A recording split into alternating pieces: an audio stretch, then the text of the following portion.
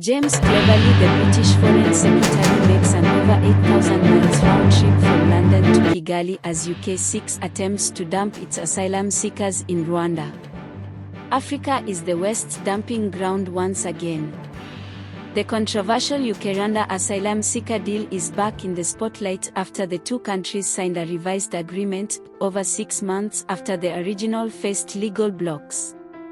But the question stands, should African nations allow themselves to be dumping grounds for the West's dirty laundry? The UK has faced rising numbers of asylum seekers crossing the English Channel recently, fleeing chaotic situations in Iraq, Syria, Afghanistan and Libya, countries destabilized by UK military action. With a new Rwanda deal reached, the UK is poised to export its humanitarian crisis and wash its hands of the asylum issue. The Western governments have never held back in their questions around Rwanda's human rights record or capacity to handle thousands of traumatized refugees. Paul Kagame is viciously attacked in the Western media over his rule. What has changed?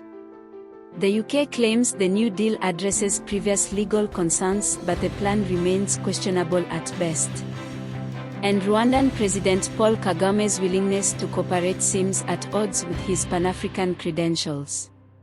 Is he allowing Rwanda to be exploited by Western interests once again? And does this set a precedent for other African nations to become dumping grounds for asylum seekers rather than treated as equal partners?